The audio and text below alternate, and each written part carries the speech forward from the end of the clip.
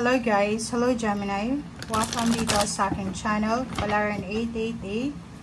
Welcome Gemini. Alamin natin kung anong messages, vibration, gabay energy para sa iyong lahat. The general reading, so pwede kang makaresonate. Gamitin mo ang iyong intuition sa panonood. Okay, Gemini. Okay. Gemini, sinasabi ng baraha sa'yo dito na, may iba sa inyo dito na posibleng 5 months na, 5 years na kayong naghihintay. It's either promotion sa trabaho, tumas yung revenue ng business nyo, ma-promote kayo, ma-relocate kayo, mahawakan nyo yung pera, yumaman, parang ganun. So, nakikita ko sa inyo dito na eto yung parang ang tagal-tagal nyo nang minamanifest. Ang tagal-tagal nyo nang iniisip, ang tagal-tagal nyo nang gustong mangyari sa buhay nyo. Okay? And yung Queen of Pentacles, sinasabi sa inyo dyan na walang imposible sa lahat ng minamanifest mo. Lalo na kung nandito ka sa Three of Pentacles. Ibig sabihin, lalo na kung ginagawa mo yung best mo. Lalo na kung combination ng hard work, ng prayer, ng manifestation yung ginagawa mo. Okay? Hindi yung naghihintay lang sa wala. Okay? Okay.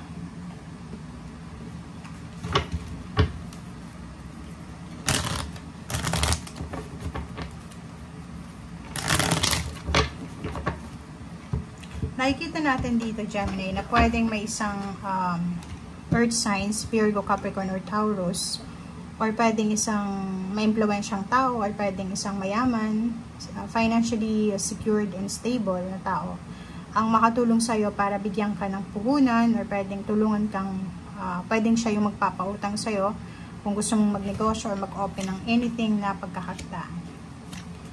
Okay. So, itong two cards na to is parang sinasabi sa'yo dito na dalawa siya. Dalawang offers. It's either international offers or sa local lang. Pwedeng nasa Pilipinas lang. Yung iba naman sa inyo dito is dalawang klase, dalawang skills ang kailangan. Or pwedeng may kasalukuyang kang trabaho, may kasalukuyang kang ginagawa. And then, another offer ng pwedeng pagkakitaan ang darating sa'yo. Okay, so ngayon, parang nakikita ko siya dito na naguguluhan ka. Diba? So, yung iba sa inyo, medyo gulong-gulo sila kasi hindi nila alam kung ano yung magiging reaction nila. So, siguro, first time yan na nangyari, na may nag-offer na maraming offers or connection. So, pag-isipan mong mabuti, okay? Pag-isipan mong mabuti kasi good news yan eh. Diba? Kahit sabihin natin na, nahihirapan kang mag-decide, nahihirapan kang mag-isip or kano pa man, still, sinasabi ng baraha sa'yo dyan na good news yan. Okay?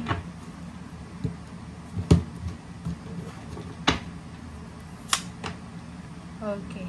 5 of Swords. Wow. So, nakikita ko sa'yo dito na may isa kang bagay na i-give up. May isa kang bagay na tatalikuran. May isa kang desisyon na ayaw mo nang gawin. Pwedeng marami kang hinihintay na fulfillment or achievement sa buhay mo, pero sawang-sawa ka na sa paghihintay.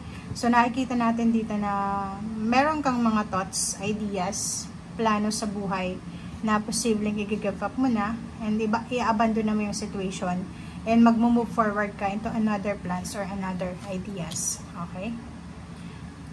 Okay. Hangman na reverse. And, wow. Nakikita ko sir dito isang relationship na posibleng hindi natuloy. Ang relationship na ito is pwedeng nag-asawa, parehong nag-asawa yung dalawang individual. Tapos nagkahiwalay yung, or magkarelasyon sila, pwedeng boyfriend-girlfriend, nag-live-in. And then, nagkahiwalay. Pareho silang nagkaroon ng pamilya. Tapos, pwedeng magkabalikan sila. May edad na to eh. Pwedeng so, mga senior citizen na sila or bago mag-senior citizen. Okay? Or pwedeng business to. Or pwedeng trabaho. Pwedeng may iba na babalik sa kanilang pinagtrabahuhan. Or yung iba, maglo-launch ulit. Magre-relaunch sila ng business nila na isinara nila during pandemic. So, nakikita ko siya dito na yung nawala sa yung pera, nawalang emotion, nawalang happiness, ay posibleng babalik sa'yo. yung mga hindi natuloy na emotion, hindi natuloy na financial gain, ay posibleng ibabalik sa'yo.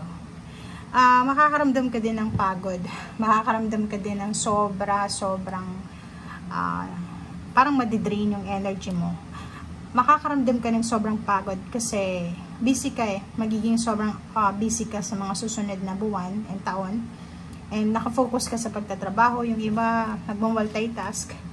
Okay, so pagod ka na sa pagdidesisyon, pagod ka na sa kung ano man tong paghihintay. And sinasabi ng Baracer dito na kailangan magpahinga. Okay? Iwasan mong parang i-overwork yung sarili mo. Diba? Yung parang wala nang bukas. Okay? Iwasan mo yun kasi hindi yun maganda. Kailangan work wisely. Diba? Play hard, work hard, parang ganun. Okay, 10 of Swords. Nakikita natin dito na may mga reconciliation. Yun nga, parang ito, yung nagkaroon ng relationship, tapos nagkahiwalay, pwedeng mag-reconcile, pwedeng magbalikan. Trabaho, ganun din, hindi maganda yung trato sa'yo ng iyong boss, ng iyong katrabaho, pwedeng magkaroon ng kapatawaran or pagpapatawad. Sa family life, ganun din, may mga reconciliation, apologies, renewal, may babalik sa dati nilang bansa or sa lugar kung saan sila isinilang, yung mga nag-migrate sa ibang bansa. Yung iba naman is babalik sa kanilang probinsya, babalik sa kanilang ancestral house, home, babalik sa kanilang loved ones, or babalik sa kung ano yung nagbibigay sa kanila ng saya. So, may iba din dito na posibleng naghahanda ng kasal, naghahanda ng parang oras para sa kanilang pagpaparenovate ng bahay, pagpapakasal, pag-move in together. So, meron ditong 3 months waiting. Parang may inilagay kang waiting time na in 3 months, lilipat na ako sa bago kong bahay. In 3 months, may pinaplano kong celebration, party, or anything. Okay? So, sa ngayon, ang nangyayari is plano muna. Okay? So, kailangan mo munang maghintay, kailangan mo munang magpasensya kasi sa ngayon, plano lang muna. Okay? And iwasan mo yung sobrang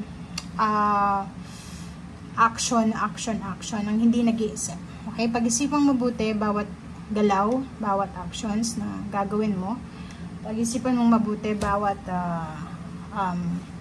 pera na ilalabas mo, parang ganon.